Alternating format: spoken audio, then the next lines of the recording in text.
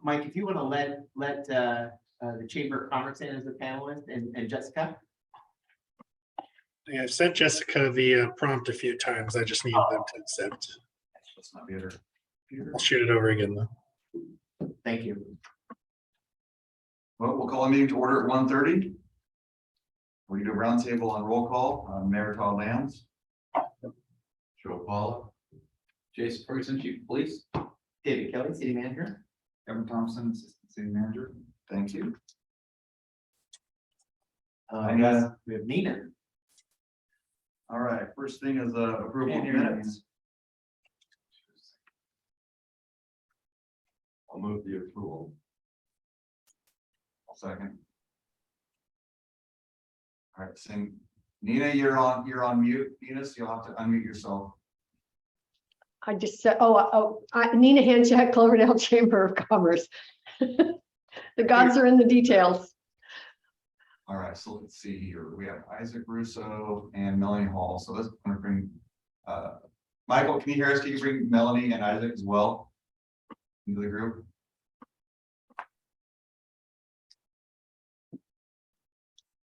Yes, all attendees have received prompts. You just need to select yes to become a panelist. All right, public comments. The public is welcome to address the committee. Oh, hello. Come on in. Oh, yeah, come on in. Yeah. Sit wherever you want. You're perfect. If you don't mind, I'll wait, let's sit down. We can sit down. Have you say your name just so we can get going. So I'm Carol Shoemade. I'm with Russian River Keeper, which used to be Clean River Lights, Crystal Cake. I don't know. Thank you so much. Carol, just so we can make sure we reflect your name in the minutes. Carol, C-A-R. C-A-R-O-L. Okay. S-H-U-M-A-T-E. And Russian River Keeper. Russian River Keeper Clean Team is technically organization. Thank you and welcome, Carol. Thank you. Thanks for joining us the last minute there. I know. I'm going to do back over earlier. Freshen up. Okay, public comments. The public is welcome to address the committee at this time on matters not on the agenda that are within the jurisdiction of the city. Please be advised that pursuant to the Government Code section 549 and 54.2, the committee is not permitted to discuss or take action on any matter not on the agenda. Comments may be no longer than 3 minutes and should be respectful for the community. If anyone in the attendees list that wants to make a statements, and I don't see anyone other than Jessica who should be on the panels when she gets her computer. So seeing none and hearing none, we'll move forward on to 4A. It looks like the Carrot Court Coalition letter. What is Mayor, I'm happy to provide an update on this item. Included in the packet is a draft letter, or not draft letter, a letter that was sent by the League of California Cities, now known as Cal Cities, to our governor, Gavin Newsom. The letter is dated September 2nd. And this is in regards to pending legislation SB 1338, which would establish a care court within the create a program to enable establishment of a care court program within the state of California. This program is something that would assist with addressing the issue of homelessness, particularly folks that may not have the mental aptitude to really take care of themselves. And so we saw this as an important step to support, or an important legislation to support.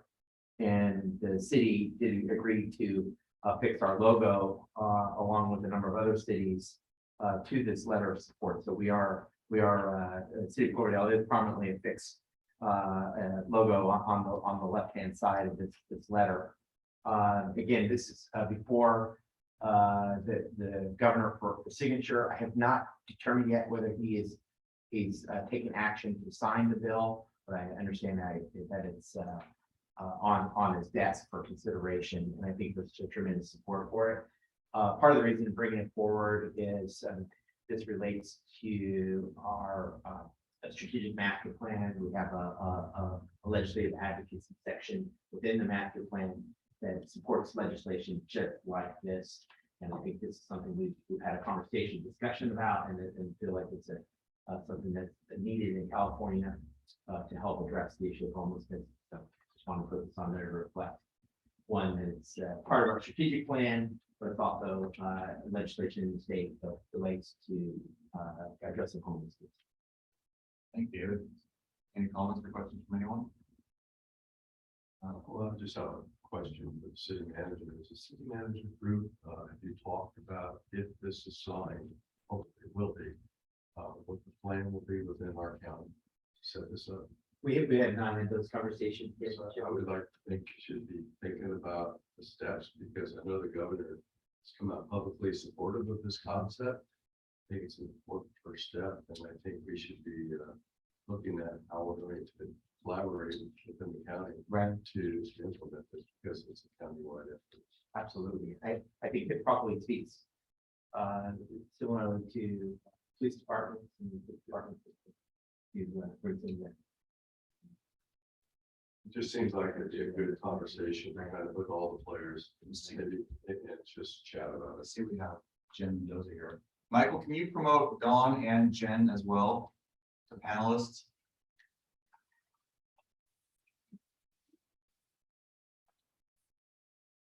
Jen might have some. Jen, can you hear us? Yeah, I can hear you.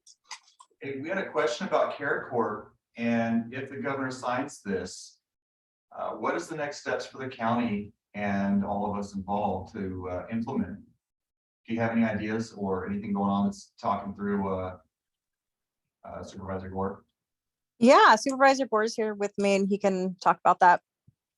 What's up, guys? Supervisor, Appreciate your time. You know, I've talked about this a lot. We actually just got over a board meeting today, and we're going to have a couple things. One is an item come back to us that is on full, like a plan for implementation of Care Court, which, as you and I have talked about, Mayor Lance, in the past, you know, as much as that's county, it's also different aspects. It's Carla as the incoming DA. It's not just probation. It's all the different law partners. It's also public defenders. Problem is that this whole issue of as much as Care Court endeavors to create kind of like we've talked about it, Laura's Law equivalent, which mandates kind of outpatient services.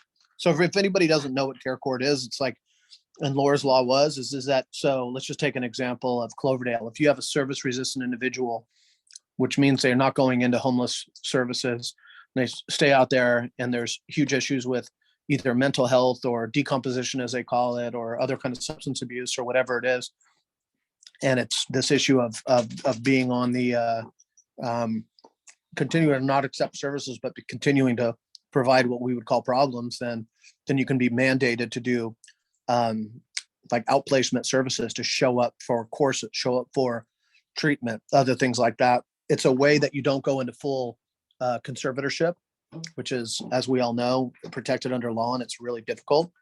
But the goal is to be able to have a place where that can go in. These individuals who are the biggest users of the system, we'll call it, actually have some mandated services that are beyond what is offered at the jail and other areas. So just quick update is one of the things we deal with on the mental health side is not just like Care Court and homelessness, but also there's a lot of structural issues that came up actually today at the board about the three big hospitals and what they provide, or the lack of what they provide as primary caregivers on mental health.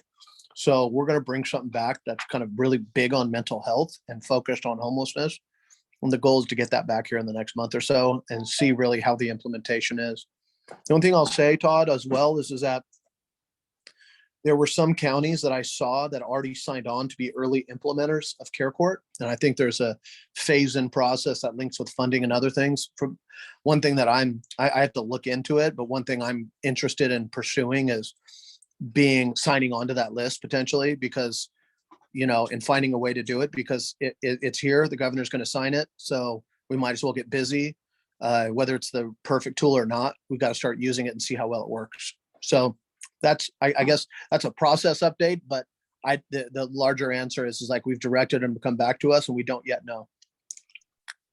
Thank you, James. I appreciate that. If there's anything we can do to get us to help you on that list, we would completely support you, write a support letter, whatever you would need. Because Well, I we've think, done this for years, obviously, so. yeah, well, I think one of the things, if you think about what would be helpful, it's, God, I would almost say like one of the things that Cloverdale's done in the past is write us a letter from your city council. Like about the issues we've had, I mean, like, I remember a couple of years ago, there'd be like Joe Paula used to have a thing where he'd always love to look at David or somebody else and be like, let's write a letter about the pavement, right? That needs to be redone. I think, oh, Joe, you're there. I was talking, We need to talk about that. I was talking good about you and I didn't even know you were there. Here, there's me. Sorry, my office. So the point there is that I think it's good to put it on the record and say, we understand care court. We're working on homelessness. We ask to be involved and be an early implementer or something, whatever it is that puts it a statement, and I hold it up at the board meeting. And I think, what we've done down on the river is an example of finding a program in action. So like, I would almost want us to maybe sign up if you guys want to, on like saying, if we're going to pick a place to focus on, let's do it here. We already have a population that we want to work with, right? Absolutely.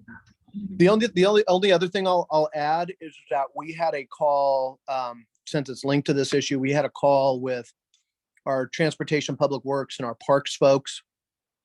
And I just want you to know that I'm already starting the conversation about how regional parks works with you all to scope out not only the existing veg management work, but what you have talked about is the conditioning work that would be needed to be able to create a manageable area, right?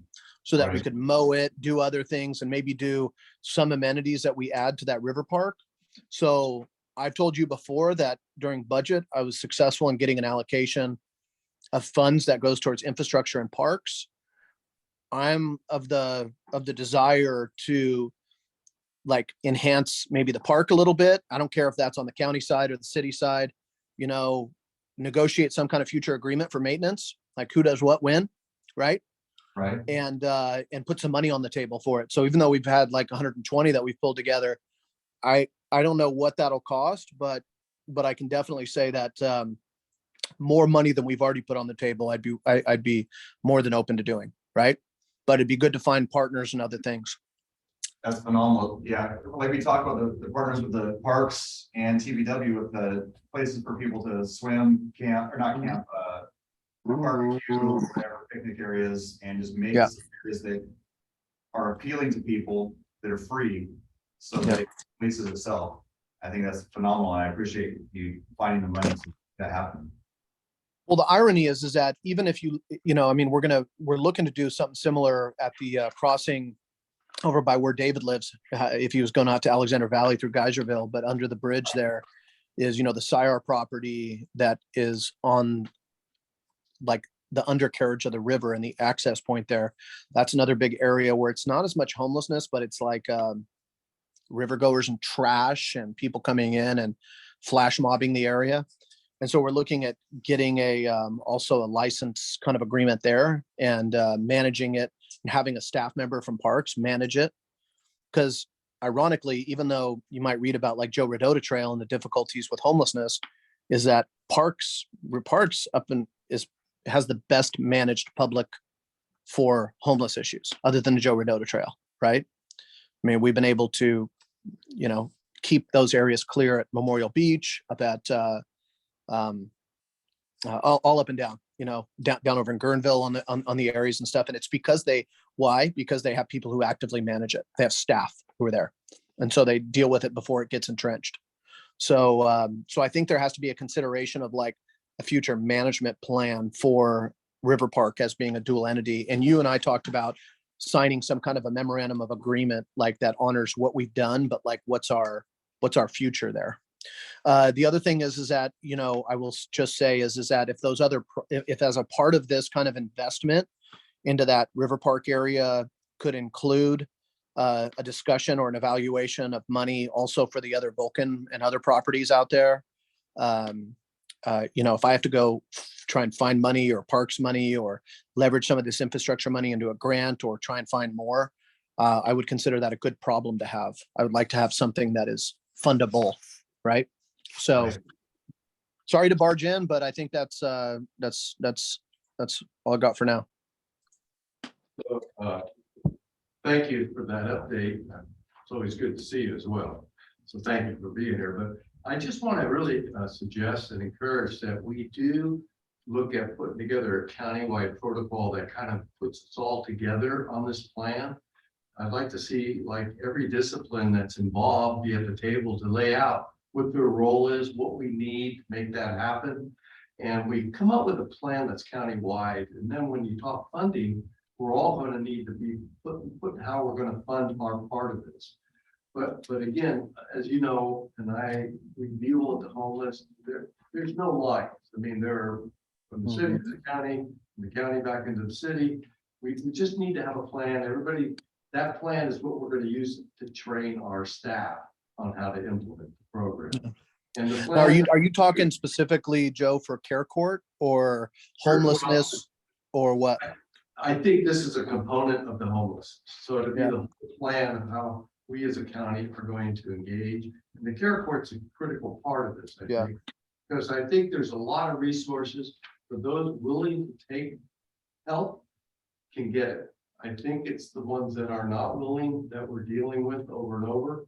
I think this is going to be a new tool that's going to Yeah. give us some strength, but we need to be united and prepared how we're going to implement this. So Do you guys have a seat on the continuum of care board or no? not that I'm aware of. We between Windsor, Healdsburg and Cloverdale, we appointed Stephen Stephen. Sotomayor as the Northern County representative. So, maybe one thing I mean, we're sitting in our office, we got everybody in here. One of the things that Jenny's working on is getting back together the North County Homeless Collaborative kind of thing that we, I mean, basically we were doing a lot of work that led to L&M, led to a lot of enhanced activities, but we've got to get the team back together. One of the things I was talking with Todd and others about is we got to, we're trying to focus with you guys on what we're, not just what people are hating on for what's not happening, but what we are doing down in that river area. But we're also want to do that for the entire North County. So on that note, not just communications, but getting us back together, I think that would be a perfect place.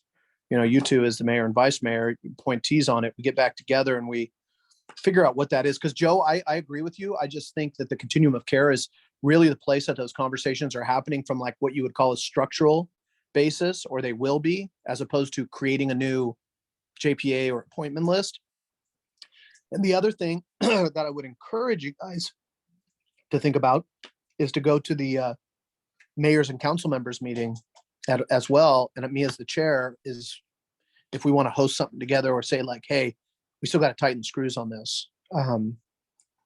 Whatever that is, I'm open to ideas, because one of the things that I'm dealing with is that because there's not the comprehensive approach, there's a group called the COC, there's mayors and council members, there's things going on all around the county. That's why I'm working with you guys on the River Park and on other things and on like Hillsburg and L&M and have a North County collaborative, is because it's not happening countywide. And so I refuse to wait. So I kind of run out, try and find money, create innovation, and then make other people jealous to where they want to fund a program. You know what I mean? So do you think that it would be better for us with care court and all of this to almost, get on the COC, but also should we wait for the November for the new people coming in? That, you know what I mean? Yeah, I honestly think that, well, I leave that to you in any way, but I just say there's no reason to wait. I think if you go to the mayors and council members and you highlight this, this is an issue that the mayors and council members should be talking about. And we're hiring a new county administrator. I'm the chair. Chris is the vice chair. He'll be the chair in January, but I'm still this is what we're doing. We're neck deep in this. This is fire, homelessness, infrastructure, parks management. I think this is our collaboration. This is our big dog, right? So, Thank you, sir. Thank you. Yeah, I'm gonna stay in the office and Jen's gonna be, we're just working on stuff. If there's anything else, you let us know. But also if you guys, I'm sneaking out. I'm gonna go elk hunting here for 10 days in Wyoming. When I get back, if you guys want to set up a meeting with the individuals who you have at the table, but not just homelessness, but kind of go over a cheat sheet, be happy to do that as well. Yes, that'd be awesome. And we'll wait till I get the jerky ready. Oh, yeah. Okay. Any questions, comments from anyone? Anyone on the panel? Seeing none? Move on to discussion items. Supervisor Gore has one more Hey, thing, sorry. Todd, no, I was just gonna say, Go ahead. just one other idea is, as much as we wait for the item to come back to the board, like we say in November, why don't we host something? Why don't we invite Carla and others to have a conversation about it? I could bring up Tina Rivera and others. We could just like host it in Cloverdale. You know what I mean? I think that's an excellent idea, and I Like- think that would be really helpful. No, let's not wait. Jen, will you send me some of Supervisor Gore's October dates? Yeah. If possible, and we will schedule a special homeless meeting up here. And so and then we have the January 28th thing. So if we have that'd be good, because then if we have like a follow-up, we'll not only be talking about the work we're doing, but saying, hey, this is what's next. And that'll make, if you go to the mayors and council members and you say, hey, now I'm not asking for this, I'm doing this, you all should consider it too, then they'll get all uppity and then they'll want to come up and join. You could invite some of them to come up and have a conversation in Cloverdale. We could show them the work on the river, right? For sure, absolutely. Okay, good. That's cool. Thank you. Thank you so much. Okay, first thing, update on local homelessness activities.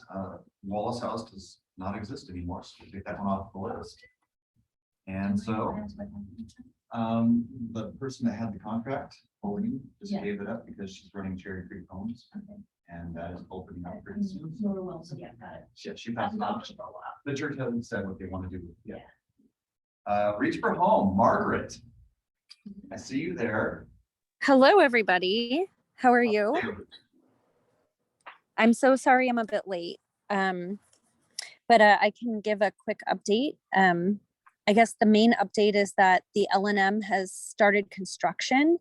It's all fenced off and they're putting in the sprinkler systems and adding some units and making some ADA units, and it's all going quite quickly, which we're happy to see because we need to open by November 21st or we'll lose some of our operating funds. So that's kind of the drop dead date, and we're really hoping to be open by then. I'm trying to think of what else is really going on. The L&M is kind of our focus. At Reach for Home, we just hired, gosh, we're fully hired up. We just hired 4 people to be case managers at the L&M. We have a full-time facilities person now to help with all of our properties and keeping them looking good and that sort of thing. We also hired a mental health service, a licensed clinical social worker who's going out and helping with mental health for people in North County. So she'll be a part of the outreach team and also be a part of the L&M. So that's an added resource that we now have to offer to Cloverdale for unsheltered individuals and people in our program.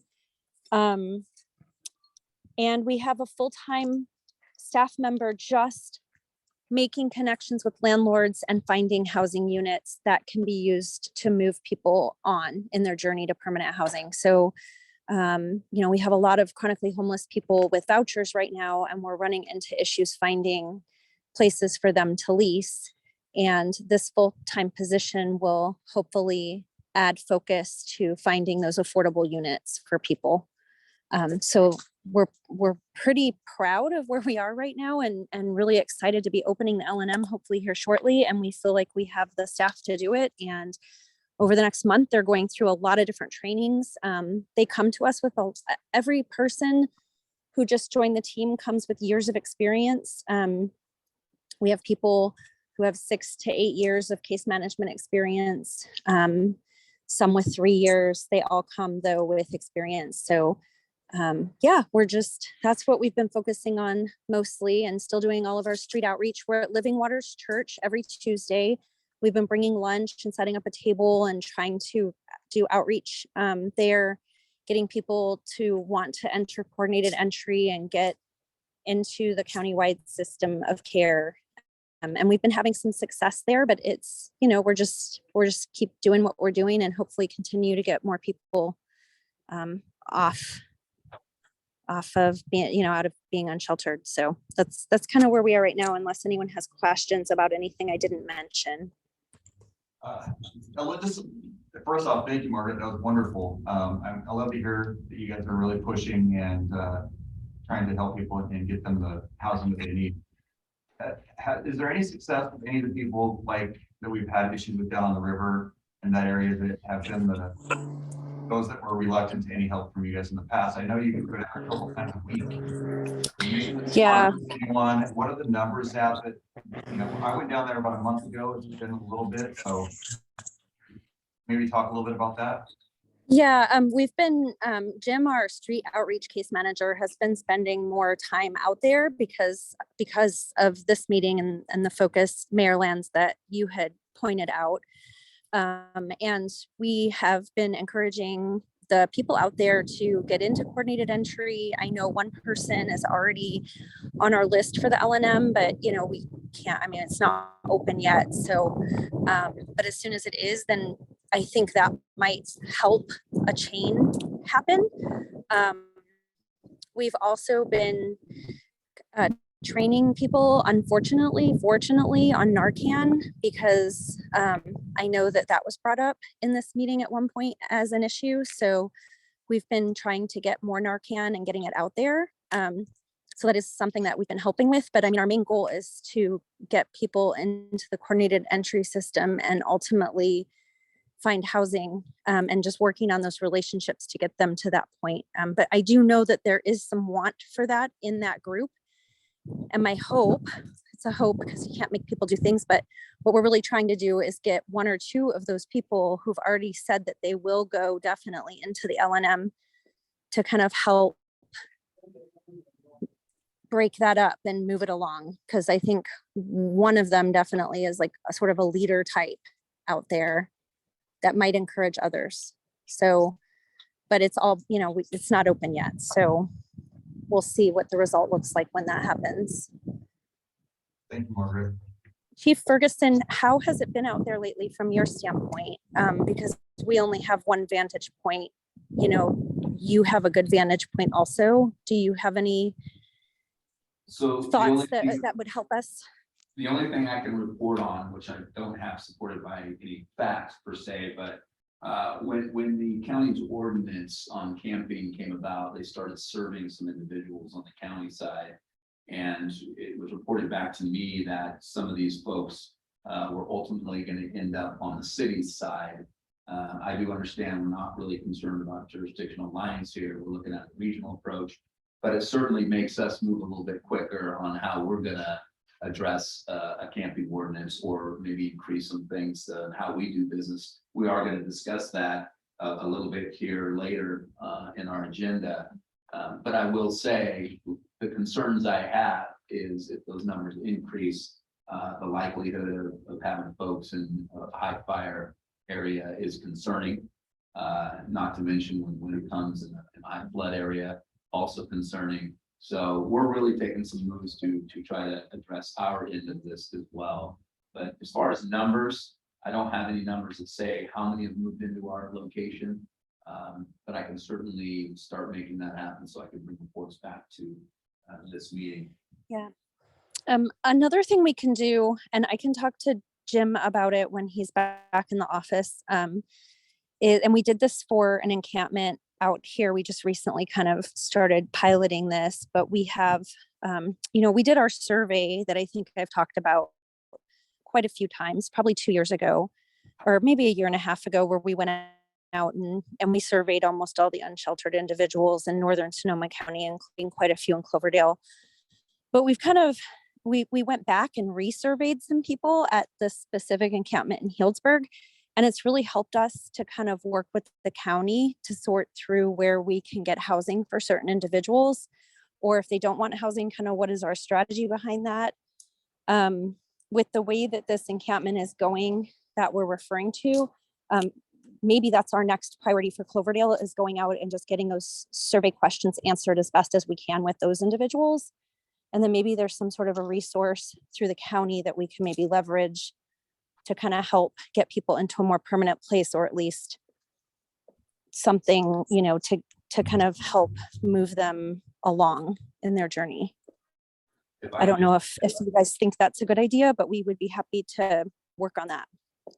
Well, I just want to say one thing here, Margaret. I really appreciate you guys being out there a lot and trying to encourage folks into housing, because one of the things I do see is that this ordinance, once it gets approved, which I'm pretty certain we're going to head down this path, some of these folks are going to be in areas where they're not going to be permitted to remain once they're noticed. And so it's really going to push folks out where that housing might be more encouraging, might be more enticing for them to consider. But I would encourage you to continue to do that until we get this done. It may cause that to change for you. Yeah, and when you go through that process on your end, is it like Boise where they have to be offered something, or are they on land right now that doesn't require that? Because I ask, we've had a couple of encampments out here that we've cleared where Boise did in fact apply, and they had to be offered certain things. And working really closely with the city of Healdsburg and with the county, we really tried to make sure that what they were being offered wasn't something that would bring them back in a month.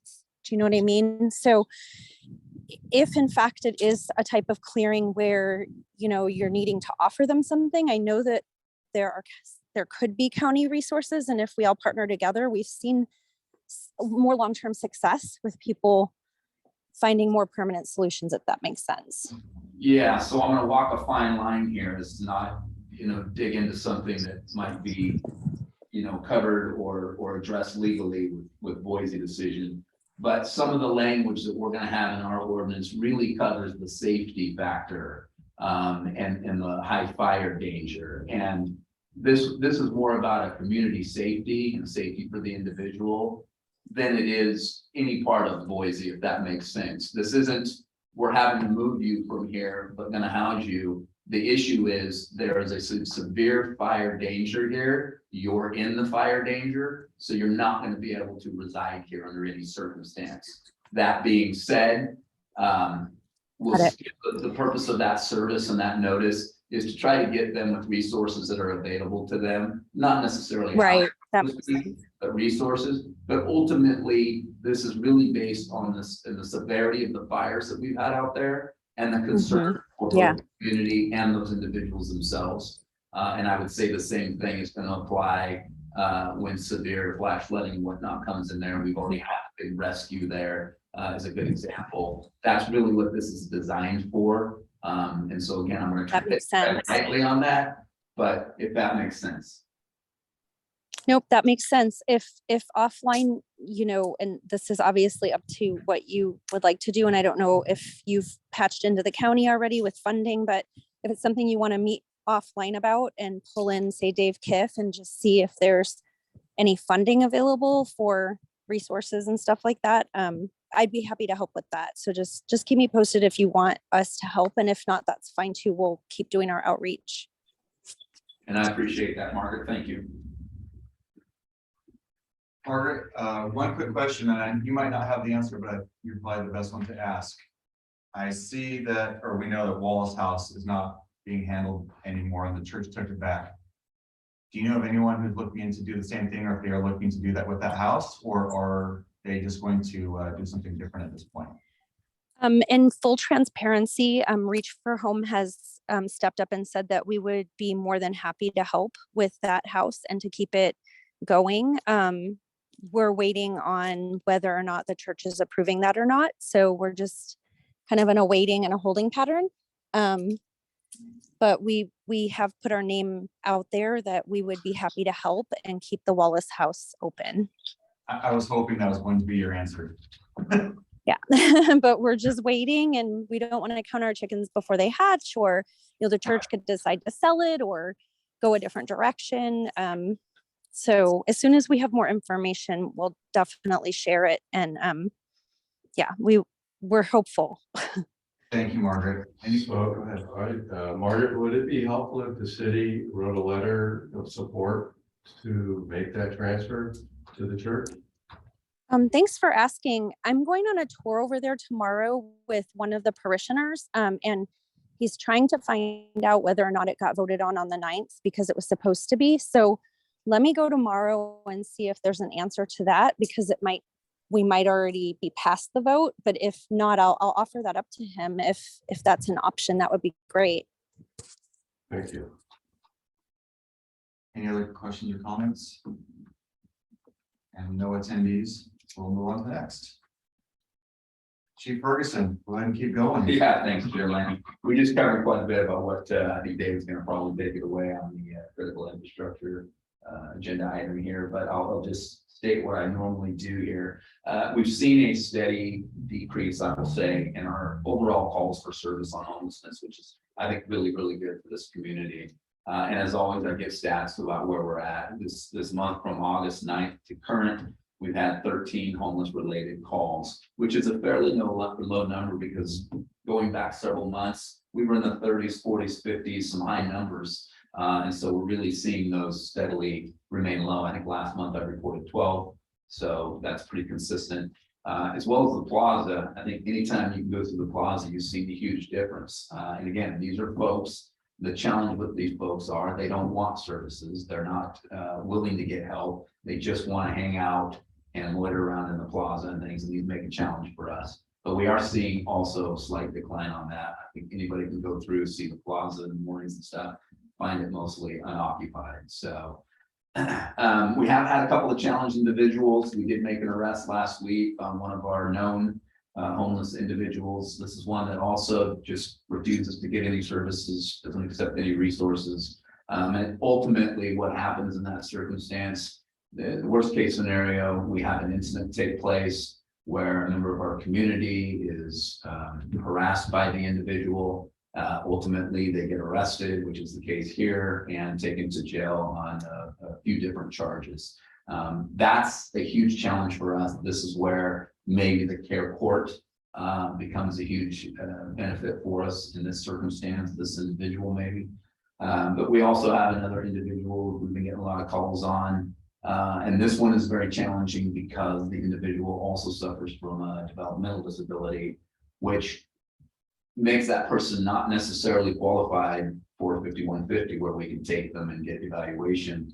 This is more of a off medications type situation, does have a residence here, but is creating a little bit of a havoc in the community verbally, not physically. So we're trying to address ways with that. Margaret, you might have gotten a message from me to have a discussion with me on how we may approach this. I've been looking for maybe some expertise on your part to help me out with how we can move forward with maybe this situation. So I'll look to maybe talk a little bit more. Yeah, that would be great. She just started this is her second week, and that would be a great place for her to start. Okay, great. Thanks. I appreciate that. That's really all I had to report on. And again, we are working with David and city attorneys on, I would say, a significant upgrade to our current camping ordinance within the city to include a lot of different critical infrastructure, some defined areas around it, where persons are prohibited. So we're working a lot on that, and then David's going to take that on and have a discussion more in detail about that. But that's the end of my report. Thank you, Chief. Any questions or comments? I have a hand from Melanie Hall. Melanie, please go ahead. Hey, Chief, I'm just curious if you think these numbers are lower because more people are actually accepting services, or there's less that are actually staying here in the town, or what do you figure is the reason for going from 30s, 40s, 50s to 13? So I will say that a large portion of some of these calls were very much the same individuals. And I believe 2 or 3 of those individuals, with the help from Margaret and others, have gotten placement. And I think that has been a significant difference in these calls. And I think we were saying that early on. that about 3 or 4 of the individuals in this community absorb much of the services based on these calls. So as soon as we got those, the appropriate resources and got them in the appropriate facilities, we already started seeing a significant decline in the calls, which was anticipated. But I think the fact that it's continuing has a lot to do with we're not seeing a similar type issues with individuals that are here. I just stated that we do have one that we're dealing with that was similar to one of the individuals that was housed, and it's getting the proper treatment. That was generating an enormous amount of calls. So that's why I'm looking to try to get this situation under control, because we're getting calls on this individual and we need to find out a solution and resources for that. But all in all, it does have something to do with placement of individuals that were known and regular here in this community, and it has made an impact. That is really encouraging. I agree. Anyone else? Thank you for all your hard work. Yes, thank you. It's all the options are out there doing. Oh, and I know that the last one you discussed is challenging there, and I know that it was definitely regressing from, you know, week to week with this person, and you could see it was getting really bad. So I think it's a good outcome. Do you know if he is still incarcerated or is he back in town? I will check into that. I do not have the answer for you today, but he's back in town. Good. Thank you, sir. 5C is the update from Chief Jenkins, but he is not here. So Chief Ferguson, I might be able to ask you a question on this one. All of a sudden, fire stopped. Do you know if there was any arrests made of people in a certain time period of when the last fire was? Yes, Thank you. yes, but I'm Without saying careful. related to it. I want to be very careful. I'm Yes, a person of interest back in that time frame was arrested, not related to anything to that, but you may be able to put the pieces of puzzle together and to yourself say, that's ironic. There's no more of these, but this person in custody now. So that's possible. I'm just not going to say that. Absolutely. That's kind of what I'm looking for is, you know, when they stop cold turkey after one a day or more, I was hoping that was something that was a process of elimination and we can figure it out. So thank you on that. What is nice to see is the fires have stopped in the past couple of weeks, because that was really scary, right? Seriously. It was really scary. We're red flag warnings coming up, and we need to make sure we're safe. And that was what, 10 acres on the last big fire out there. We were close. Day like today, a little bit of wind, we'd all be in trouble. Let's move on to the biggie. Critical infrastructure camping ordinance. Dave, you want to take Well, over? Mayor, that your comment's a perfect segue because, you know, really besides the impact to the health and safety of our residents, it's also a potential impact to our critical infrastructure. We know with fires at Cloverdale River Park, of course, it affects, well, it's a beautiful park, a really wonderful area for our community and recreators, but it's also the site of our water treatment plant. And that's one of the biggest assets that we have as a city is our water treatment plant. You know, we know in response to the Boise decision that it impacted our ability to enforce our current existing camping ordinance, which was fairly black and white in terms of prohibiting camping in public places and also providing prohibitions on camping in certain private locations. In recognition of the outcome of the Boise decision, it really called into question whether our existing camping ordinance was constitutional. So what we're seeing in response to that, and also based on really the need to protect our critical infrastructure, is updates to our camping ordinances, and in doing so, kind of giving a new name, reflecting kind of the strategic purpose for the update. And so we've seen the county kind of took the initial lead on updating their county-wide camping ordinance, which, you know, regulates all the unincorporated areas and areas around the county. But also cities in Sonoma County begin the process of updating their camping ordinances. I think because of the significant encampments what we saw in Runner Park. We've seen Runner Park kind of step up and announcement today. I know Runner Park is adopted an updated camping ordinance as well. So we're following suit because again of the potential impacts to our critical infrastructure. And what's included in our packet today is a draft ordinance that would do a couple of things. One, it would repeal the existing camping ordinance, which is chapter 9.34 of our municipal code, and enact a new section or add a new section referred to protection of critical infrastructure and wildfire risk areas. And that's kind of what the chief was talking about, was really looking at the areas where high fire hazard severity zones is designated by CAL FIRE or our local fire district, and recognizing that under the Boise decision, we can put time and place restrictions in place. We have to be very specific, and we also have to have those be evidence-based, so as to not run afoul of the Boise decision, but to do so with some data-driven approach. So what the chief and I did is met with the city attorney's office and really discussed what were those critical zones within the city that we need to ensure that were, camping could be permitted because it created or generated a health and safety impact to our community in the way of wildfires, flooding, or other.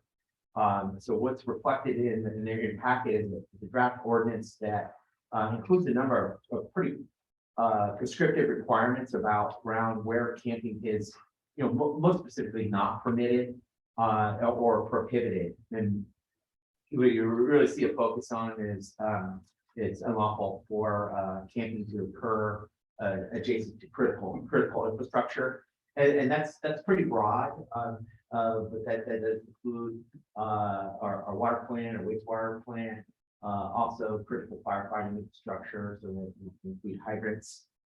We have a provision that there's no camping permitted within 50 foot of critical infrastructure, within 50 foot of vehicular or pedestrian entrances or exits for critical infrastructure, any wildfire risk area, as well as within 150 feet of a high water mark of the United States. So that really covers the Russian River and or any of the streams. We have a number of waterways that make their way typically from west to east as they outflow to the Russian that could be potential camping sites. We want to make sure that the flooding concerns that those are prohibited. And we've also put in the draft ordinance additional restrictions around where camping is prohibited because it would have an impact on public safety. So those include things like pedestrian passages or sidewalks, if they impede those in any way, within 10 feet of a driveway, within 10 feet of any building entrance or exit, certain portions of public streets, and then just say it doesn't prohibit camping on private residential property within the consent of the property owner. So just allow for that activity subject to zoning requirements. So this, I think one of the questions the committee may have is, well, how does this relate to runner parks? It's not quite as prescriptive would be my assessment analysis and looking at theirs, because part of their restrictions are related to they have existing encampments, and some of those restrictions drill down to actually kind of are almost like management objectives for the camps.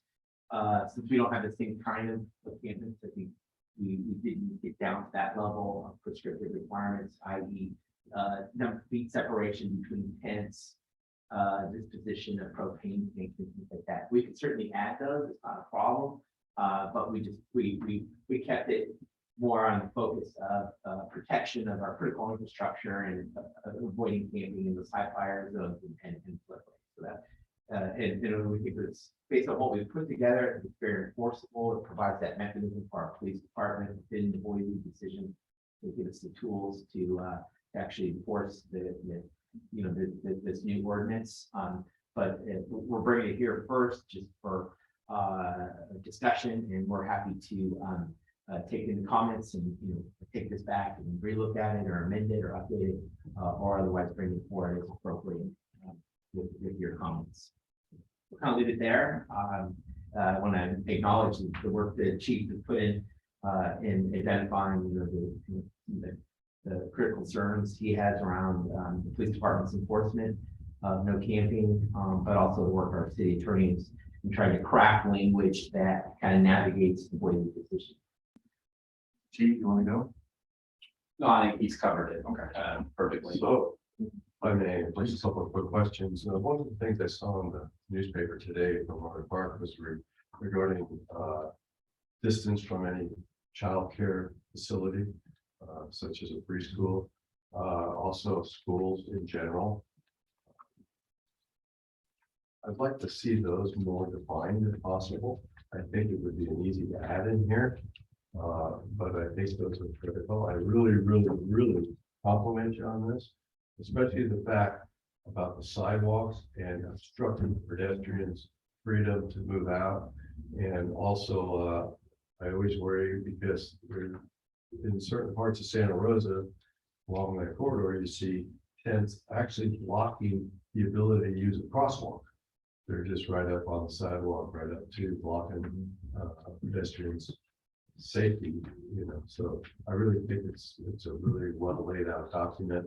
Just like to see it talk a little bit more about the schools and distance from schools as well as preschools.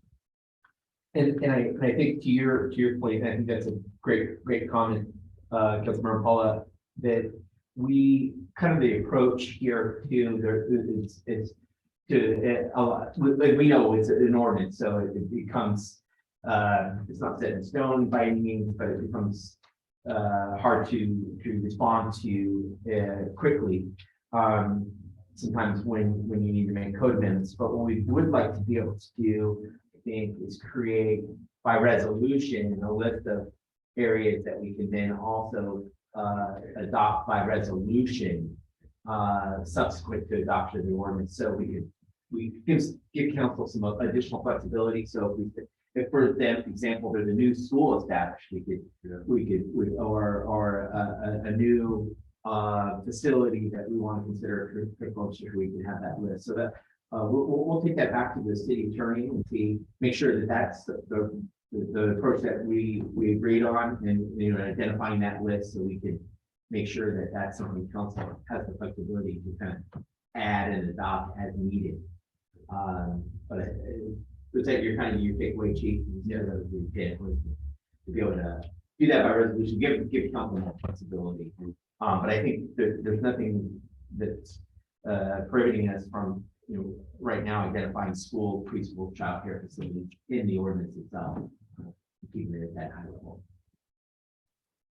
So one of the things I saw that I was curious that we could do, one thing I've always noticed is camps get really large and full of a lot of crap. I don't know, there's a nice way to say it. Supervisor Gore and I went out last month, and there was a camp that's 250 feet long.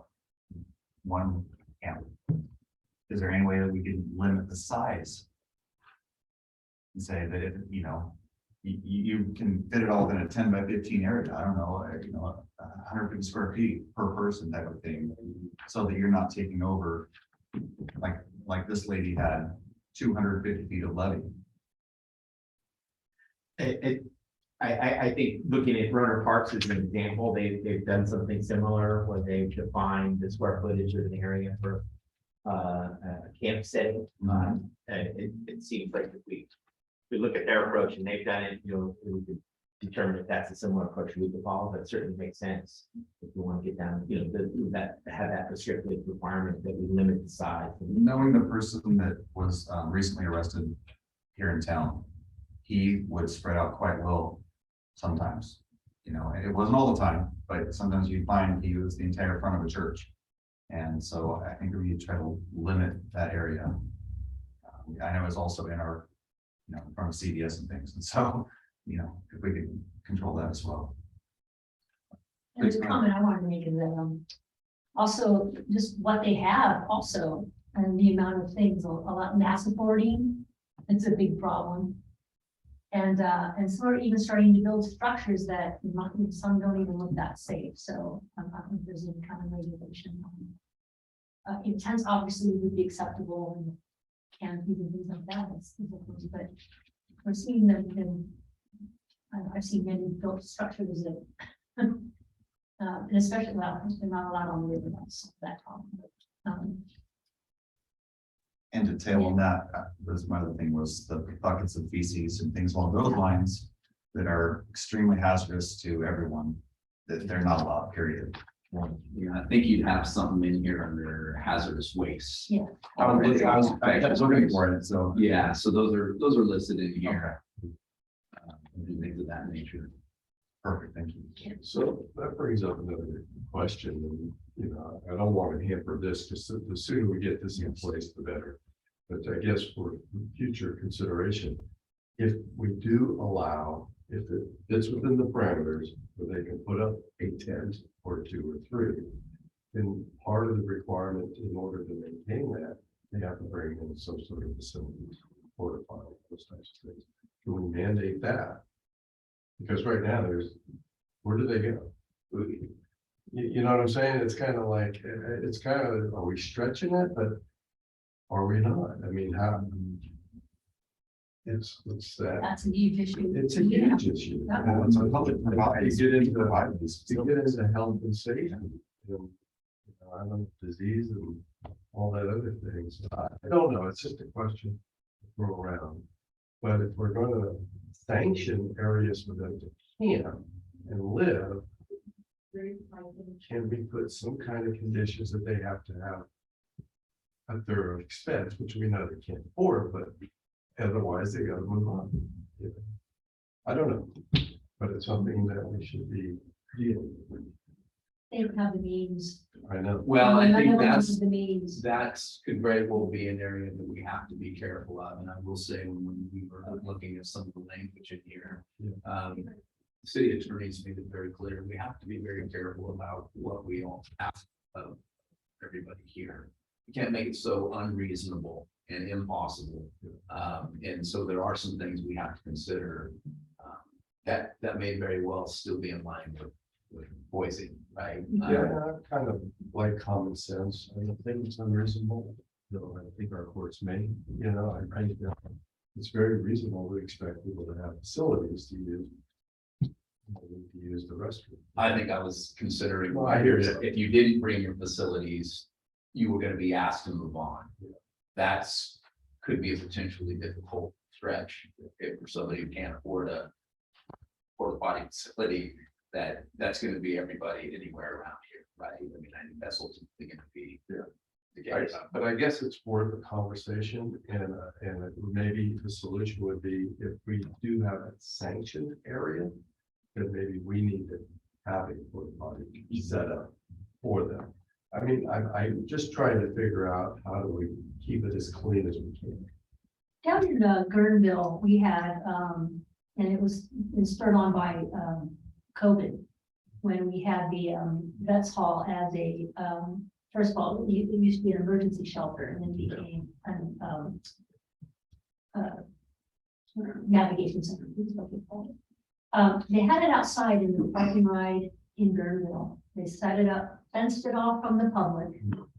It was managed, there was a person that was there, I believe 24/7 to manage it. It was pretty involved, I'll have to admit. They provided the tents, they provided the cots and sleeping bags and whatever they needed. They provided an area of shade that they can have meals and things like that. Provided water, provided dumpsters, the porta potties, including the handicap ones and wash stations. But it was quite costly. It was sort of a pilot program to see what would happen. What are we looking at if you do have a sanctioned camp? The bottom line is, if it's sanctioned, you have to provide habitable premises. And so if you are missing any one of those factors, then they have a case against it. That's the whole thing about using that word sanctioned. So. Well, all the cities and the county are dealing with this very issue, and that's why it gets back to the meeting that Supervisor Gore mentioned earlier. I think it's important, if we're going to have sanctions, we need to have the infrastructure to provide that's needed countywide, not just in Cloverdale. So it's a conversation that we could collaborate with the other team members and figure out how to best address those issues. To keep it as clean as we can, as healthy as we can, And then actually, September 28th meeting, Supervisor Gore's coming to talk about all of this with us. And that'll probably be part of his conversation. Yeah. So that will be good. I believe, Fish and Game, everyone will be there. So that's also why we all support the bathrooms out here, the parks, everywhere. We have quite a few setups. So it should be no excuse, really, to use a facility versus a closet. Use that restroom. In Mayor and Councilor Paul, I just want to reference the Runner Park ordinance. Their ordinance does have a 10 by 10 space requirement for storing, using, maintaining personal property. So they've limited it within that area. And they also have a prohibition against disposal of or dumping of any gray water or black water. I think those are two provisions we can have a conversation with our city attorney about, including those, just being specific about this being prohibited.